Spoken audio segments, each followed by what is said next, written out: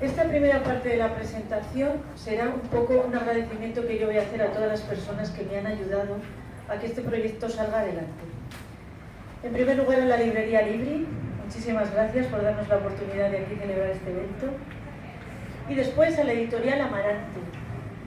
Muchísimas gracias por darnos la oportunidad de sacar esta historia en una escritora desconocida como soy yo, y en esta época tan preciosa como es la Segunda República. Quiero dar las gracias a la directora Cristina Magrazó, Mercedes Andrés, al escritor Carlos de Tomás y, sobre todo, al que ha hecho la portada tan bonita de la protagonista Violeta, Javier Álvarez Vidraue. Muchísimas gracias, Javier, porque has clavado el personaje. Bueno, después quiero dar las gracias con todo mi corazón a mi profesor de novela del aula de escritores, aquí en el Paseo de Gracia, que creyó en mi novela nada más de que la leyó y me animó a que la publicara. Se llama José Ignacio García. Gracias, Nacho, por la frase que me dijiste: esta novela tiene posibilidades. Quiero dar las gracias también a mi correctora, que ahora no está aquí, pero que vendrá dentro de unos minutos, que es Elena Vargas. Gracias, Elena, porque cuando estabas con los exámenes pusiste los puntos y las is en estas palabras que yo no acertaba. Por fin acabaste el grado de Lengua y Literatura. Muchísimas gracias. Ahora quiero dar sobre todo un gran agradecimiento al catedrático de Historia Contemporánea de la Universidad Complutense de Madrid, el profesor Octavio Ruiz Manjón, que se ofreció enseguida cuando le envié la novela a la presentación en Madrid. También a los profesores de Historia de la Facultad de Ciencias de Información de la Universidad Complutense de Madrid, que son la profesora Mirta Núñez y el profesor Carlos Hermida Revilla. Gracias porque habéis corroborado todos los hechos históricos que están narrados y citados en la novela. Quiero sobre todo dar las gracias al profesor Carlos Hermida por todos los consejos en la elaboración de los vídeos, que algunos de vosotros los habéis visto, que acompañan en la novela. Gracias a estos profesores. También quiero dar las gracias a todas las redes republicanas que han apoyado esta novela, como ha sido la Federación de Republicanos, con Guillermo González. Gracias, fuiste el primero que pusiste en tu página web que salía esta novela. Alternativa Republicana, con Fernando García. Aquí también Iniciativa Republicana, con Conchi Rosillo, Pedro Mayor y Ángel Domínguez. Quiero también dar un saludo a los componentes de Tierra y Libertad, que también me han dedicado una página, Málaga Republicana, Círculo Republicano de Antonio Machado, bueno, todos los que me dejo, que lo siento, pero pues ahora no los puedo recordar. Quiero sobre todo dar las gracias también a Paco Arenas, de Teresa Panza, su gran novela, y de Caricias Rotas, por todos los consejos que me ha dado en esta faceta de escritora. También no me quiero olvidar de la Asociación de Memoria Histórica del Bajo Llobregat y de la Asociación de Maestros de Rosa Sensat, que enseguida se ofrecieron para que un profesional de la enseñanza viniera aquí a apoyar esta novela. Tengo que recordar que uno de los protagonistas es un maestro. Pues muchas gracias. También a otras personas que a título personal me han felicitado, como el bloguero Antonio Coso. Muchísimas gracias. Y por último, ha sido muy importante para mí porque esta presentación se ha ofrecido al Ministerio de Defensa. Uno de nuestros protagonistas es un militar, que no ha leído la novela, pues lo ha visto. Entonces la Oficina de Información de la calle del Paseo Colón me envió una carta agradeciéndome que me acordara de los militares, y he recibido una felicitación del Inspector General del Ejército, Teniente General Fernando Aznar Ladrón de Guevara, disculpándose que no ha podido venir aquí en esta presentación porque está en otro acto oficial. Muchísimas gracias. He querido con esta especie de invitación acercar a los militares al pueblo, como se ha citado en varias ocasiones en la novela. También al coronel de artillería de Aragón. La novela tiene unos capítulos que se narran en Jaca, y enseguida ellos me proporcionaron toda la documentación. Muchísimas gracias a todos los miembros del ejército que me han ayudado. Bueno, no quiero olvidar lo agradecidísima que estoy aquí a los dos profesores. A mi derecha, el profesor Lluís Casas, de la Universidad Autónoma de Barcelona, historiador especialista en guerra civil, franquismo, república. Muchísimas gracias por acompañarme a mí en este momento tan importante. Y al profesor también Pelai Pallés, profesor de historia, historiador de la Universidad de Barcelona, especialista también en república, franquismo, guerra civil. Pues muchísimas gracias a los dos, os lo agradezco de corazón. Quiero acabar de nuevo con con el equipo al que yo debo muchísimo, que es la Editorial Amarante. Muchísimas gracias por creer en esta historia que se ha ambientado en Barcelona en los años 30, por de nuevo haber dado a luz esta historia de esta ciudad tan maravillosa que también nos acoge a los que venimos a trabajar y a los que vienen de turismo. En esta historia que aproximadamente va desde el año 1930 a 1939, esta época tan importante, que no es una historia que es mía, es de quien la lee, porque la historia la hacemos entre todos, los que no están y los que estamos. La historia nos pertenece a todos, y yo sin esta época jamás habría podido contar la historia tan bonita de esta novela.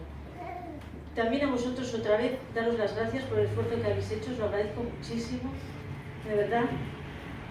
Y nada, pues aquí vamos a hablar con los profesores de la relación entre esta novela, los hechos históricos y los personajes que en ella van apareciendo. Muchísimas gracias a todos, de verdad. Gracias.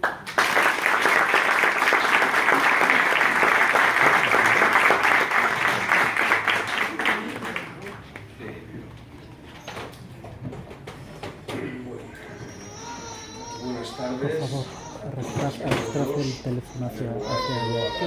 Pones el teléfono al lado de mamá. La doctora Isabel Ribau, que me haya invitado a la presentación del libro, a poder leer el libro con tranquilidad, con calma, y al mismo tiempo que le agradezco que haya pensado en mí.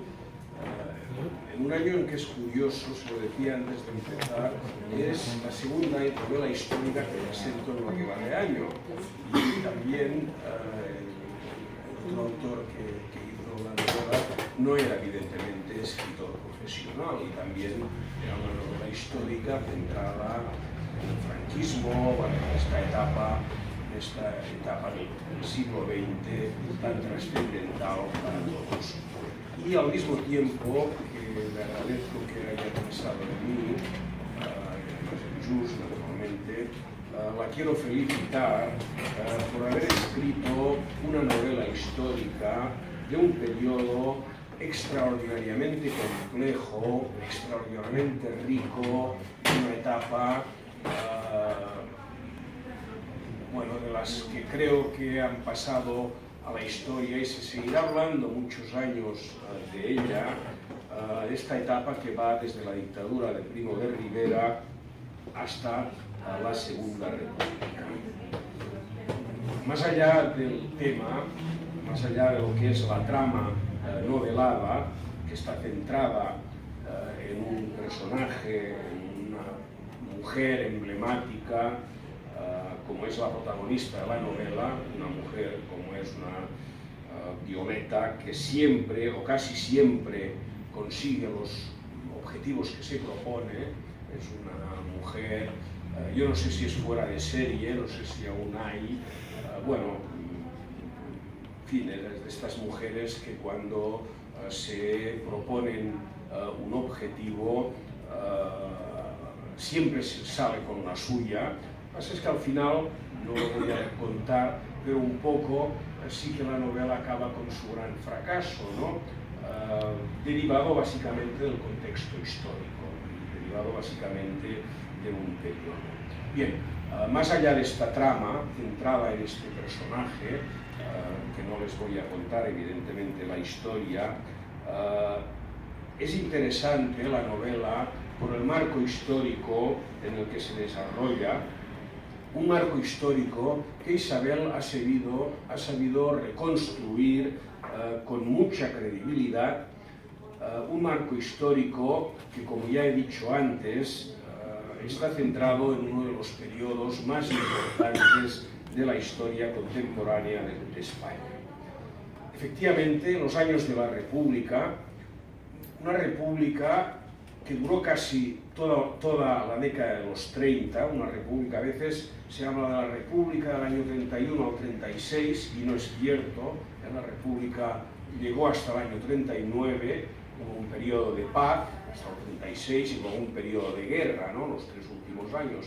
Pero lo que es la república se prolongó entre 1931 y 1939, ciertamente configuró lo que Isabel ha denominado el tren de la esperanza para muchísimos republicanos, para muchísimas mujeres y para muchísimos hombres de este país, puesto que, en fin, la España de los años 30 era una España en la que la mayoría de la sociedad vivía en una situación muy precaria. Los problemas que existían en la España de los años 30 eran problemas históricos, eran problemas que se alargaban desde inicios prácticamente del siglo XIX, y que la República intentó resolver. Evidentemente, en muchos casos no lo consiguió, pero sí que intentó por todas resolver el problema. De entrada, naturalmente, un país, cabe recordarlo, en los años 30, en que la mayoría de la población vivía en el campo, era campesina, pues la República hizo, una de las primeras prioridades fue intentar resolver el tema agrario, poniendo en marcha una reforma agraria que tenía que resolver sobre el papel. No lo consiguió, es cierto, pero sobre el papel tenía que resolver el problema de la tierra, un problema, insisto, que arrancaba desde hacía muchas décadas, y que, bueno, tenía nada más y nada menos que ofrecer, que dar la tierra a los campesinos que la trabajaban. A nivel político, la República, y también es un tema que aparece en la novela de Isabel, la República tenía que hacer frente a otro problema que aún está de alguna manera sobre la mesa, y no quiero hablar de hoy, como es el tema de la descentralización del poder político. El tema de la descentralización del poder político, la descentralización del Estado, era un tema que también se arrancaba de muchos años. Era preciso satisfacer las aspiraciones, las reivindicaciones básicamente de Cataluña y Euskadi. Luego apareció las reivindicaciones de Galicia, reivindicaciones en un momento en que los nacionalistas catalanes básicamente aspiraban a la creación de una república federal. El tema era que la república, la Constitución del 31 no lo resolvió así, pero en aquellos momentos el federalismo era una opción política que estaba encima de la mesa y que buena parte, no todos, pero buena parte de los republicanos defendían. También un tema que aparece en la novela, y aparece con una cierta insistencia, es el tema ideológico vinculado a la necesidad de separar la Iglesia del Estado.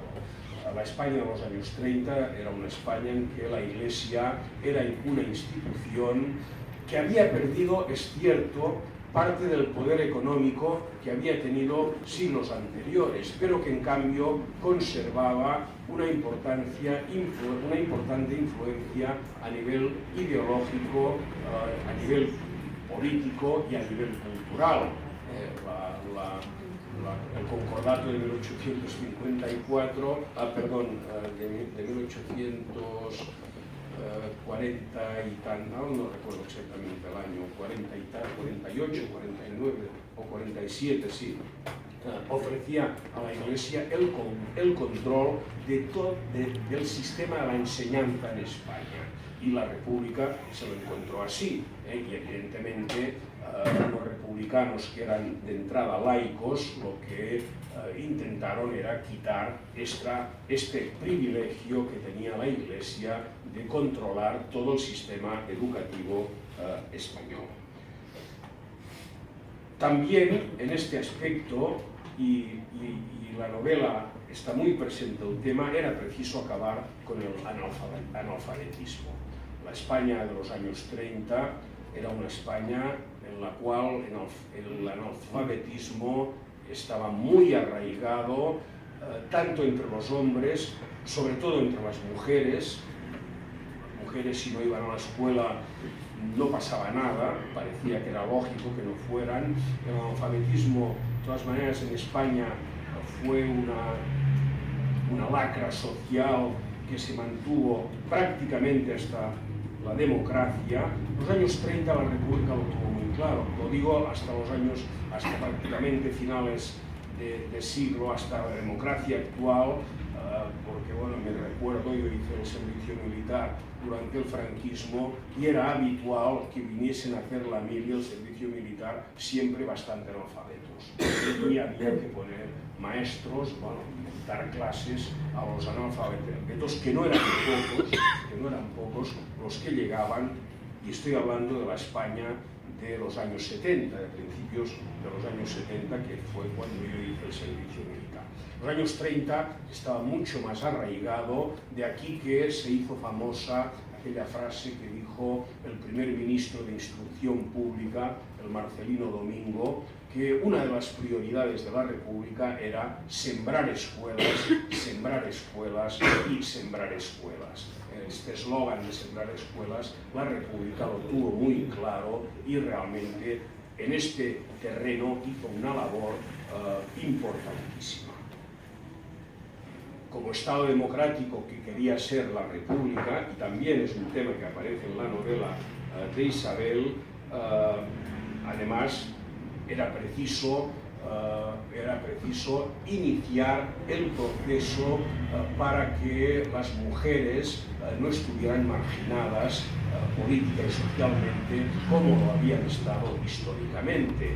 Y no es por casualidad que uno de los primeros y de los grandes debates que también aparece en la novela de Isabel, que tuvo lugar cuando se constituyeron las primeras cortes republicanas, fue conceder el derecho al voto a las mujeres. Y efectivamente, una vez promulgada ya la Constitución, en 1931 las mujeres tuvieron derecho a votar, y fue de los primeros países europeos en la que esto sucedió. La inmensa mayoría tuvo que esperar hasta después de la Segunda Guerra Mundial para que tuvieran derecho al voto. Fue un tema, es cierto, fue un tema bastante complicado, bastante debatido, incluso hubo un enfrentamiento entre dos de las mujeres que eran diputadas, las cita Isabel, Victoria Kent y Clara Campoamor, que Victoria Kent, que era socialista, creía que conceder el derecho a los votos a las mujeres era conceder un voto a las derechas, y en cambio Clara Campoamor fue mucho más consecuente. Al final las cortes fueron consecuentes, pero hubo un enorme debate porque había esta creencia de que el voto de la mujer era un voto de derechas, porque la mujer estaba más influenciada por el cura, sobre todo por el cura en los pueblos. La mujer votaría lo que no de manera autónoma, sino lo que el marido le decía que tenía que votar, etcétera, etcétera. En fin, esto evidentemente a veces se ha atribuido que cuando las derechas ganan las elecciones en noviembre del 33 fue gracias al voto de las mujeres. Yo siempre lo he discutido y estoy en contra de esta convicción, ¿no? Pero mucha gente sigue diciéndolo en este caso. En cualquier caso, bueno, por convicción democrática, también a este nivel la República acabó otorgando el derecho del voto a las mujeres. En fin, habría más temas de los que tratar. Todos estos temas quedan muy bien recogidos en la novela de Isabel Ribau y no es por casualidad, justamente ella lo ha comentado antes, que otro de los protagonistas de la novela sea el hijo de Violeta, el joven Miguel, maestro de escuela, anarquista al mismo tiempo, y que luchó toda su vida para intentar transformar la sociedad a partir de la educación de los niños.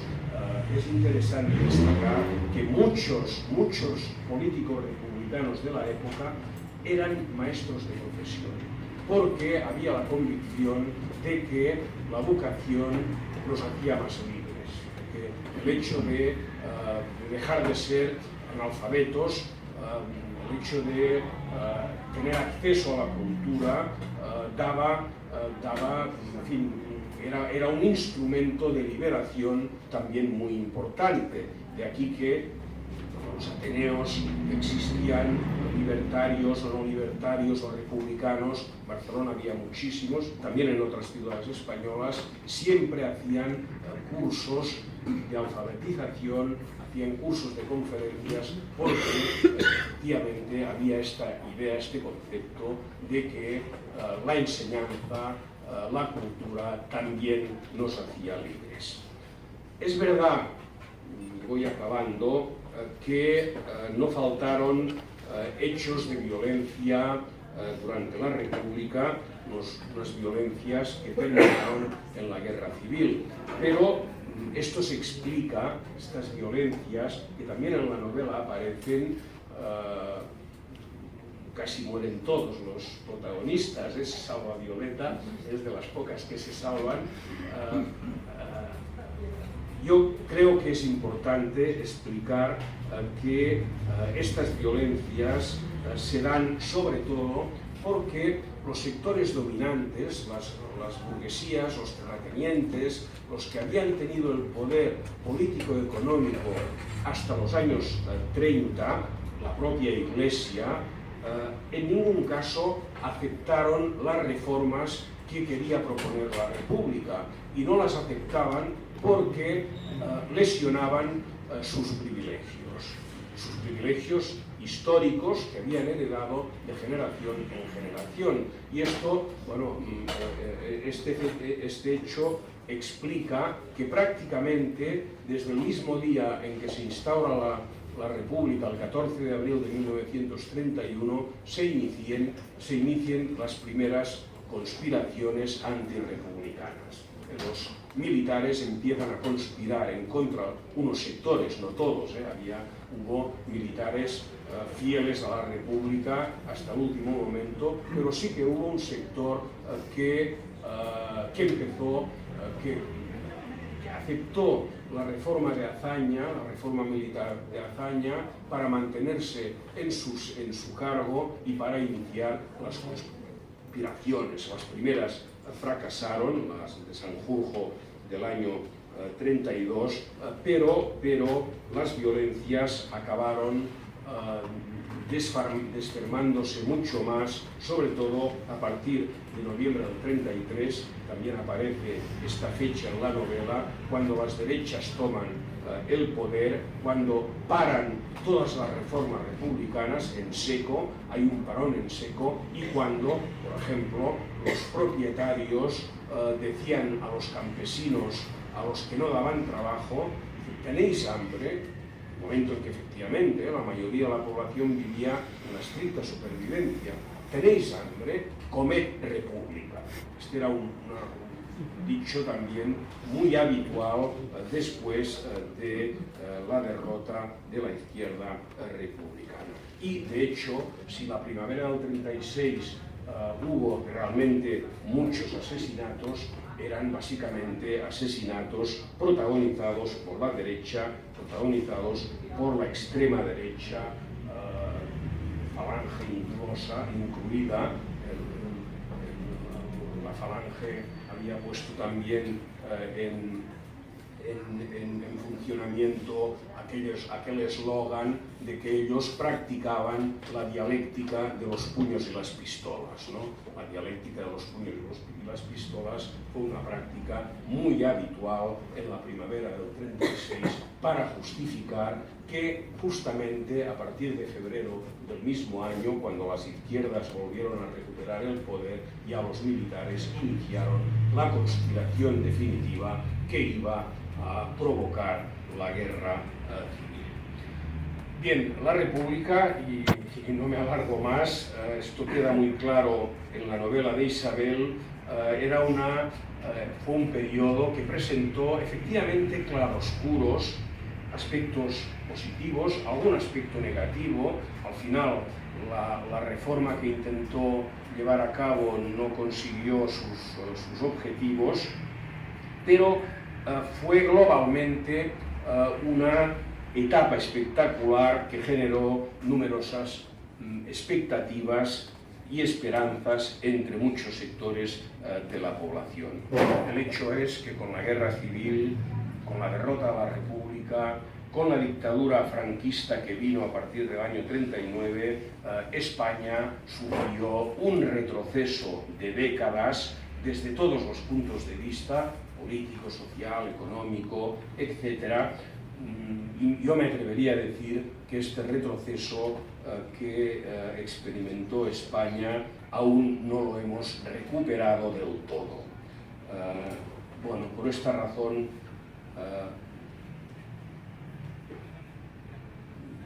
yo creo que este tema ya es un tema que se escapa un poco de la novela de Isabel, una novela que yo, en fin, les invito a que lean con el mismo entusiasmo con el que la he leído. Muchas gracias.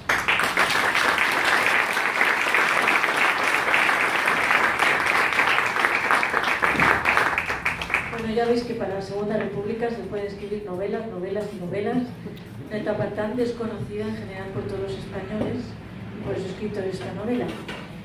La novela va acompañada de unos vídeos y quiero dar las gracias a quien los ha montado, que ha sido Miguel Campos, y a quien han puesto una música preciosa, que es el compositor barcelonés que aparece en los vídeos que sabrá Antena. Muchísimas gracias porque estos vídeos han dado a conocer mucho más la Segunda República y a entender más la novela. Gracias a ellos dos.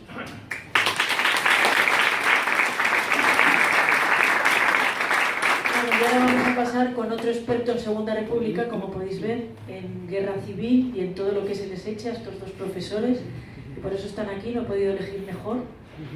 Y ahora pues pasaremos la palabra al profesor Lluís Casas, especialista en guerra civil, en anarquismo, en Segunda República, y dejaremos para otra novela, que espero hacerla, franquismo, guerra civil y consecuencias de la guerra civil y del franquismo también. Bueno, pues vamos a escuchar ahora al profesor Lluís Casas. Bé, en primer lloc, moltes gràcies per haver vingut, gràcies també a la companya Isabel per haver-me convidat i també a la llibreria que ens ha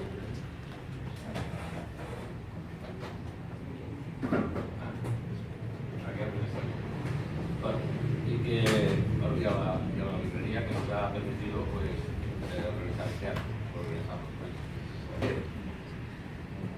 Para situar la Segunda República en aquel momento hay que tener en cuenta dos cosas. Una, que hay una crisis mundial. El carácter 29 supone una crisis fuerte del capitalismo. Que España, al ser un país mayoritariamente rural, esta crisis se notará un poco más tarde. Pero cuando se proclama la República en 1931, los efectos de la crisis ya son evidentes. Por lo tanto, la República se proclama en un momento de crisis mundial y también de crisis española. También la afectará, aunque llegue un poco más tarde, también le afectará. Y después también, en un periodo de entreguerras, de la Segunda Guerra Mundial, donde los fascismos, el autoritarismo, los gobiernos ultranacionalistas estaban en boga, como reacción en parte a las consecuencias de la Primera Guerra Mundial, a la Revolución Rusa, etcétera, etcétera. Tenemos el caso, por ejemplo, de la Alemania de Mussolini, perdón, la Italia de Mussolini, la Alemania de Hitler, gobiernos totalitarios en Austria, en Rumanía, en fin, que es un periodo que de alguna forma condiciona también al Estado republicano. España era un país muy atrasado en los años 30. Y por tanto, repito, la República encima se proclama en una época de crisis a nivel mundial y de alza de fuerzas reaccionarias. Yo voy a dar unos cuantos datos, porque cuando se ponen unas cuantas cifras, la gente lo tiene. Además, la propia protagonista, Violeta, es una inmigrante del campo. Sabe varias veces personas que emigran del campo a la ciudad. La España del año 1931, unas cuantas cifras, constaba de un 70% de la población rural. Un 70%. No solamente esto, la agricultura representaba el 50% del Producto Interior Bruto español. Es decir, una agricultura atrasada, porque el 70% de la población